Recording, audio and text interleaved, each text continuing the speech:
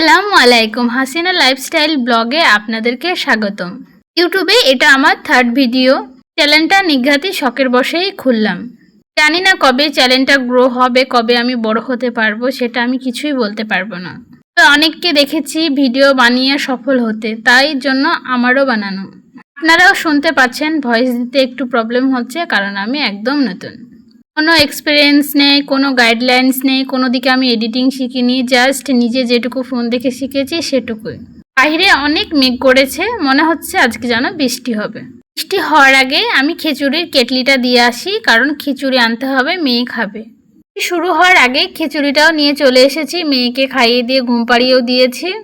কাপড় চোপড় ছিল সেগুলো গুছগাছ করে রেখে দিলাম।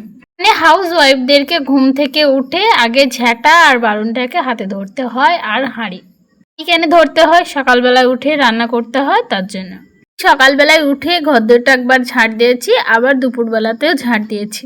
ঘরদোর একদম নোংরা হয়ে থাকা আমার পছন্দ হয় না, সবসময় পরিষ্কার করতে থাকি। জানান আমার একটা ছোট বেবি আছে, তারপরেও আমার ঘরদোর এত সুন্দর পরিষ্কার হয়ে থাকে।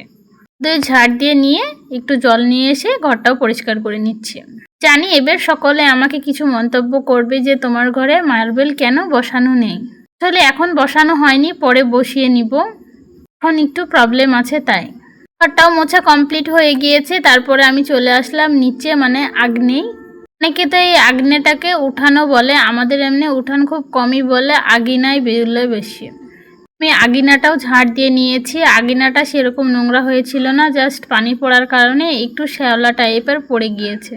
এই শ্যাওলাগুলো কিভাবে রিমুভ করতে হয়, কারোর একটু জানা থাকলে আমাকে প্লিজ কমেন্ট করে বলবেন তো। এই শ্যাওলাতে কি দিলে ভালো হয়, শ্যাওলাগুলো উঠে পরিষ্কার হয়ে যাবে। রান্না চাপিয়েছিলাম আজকে ভাত,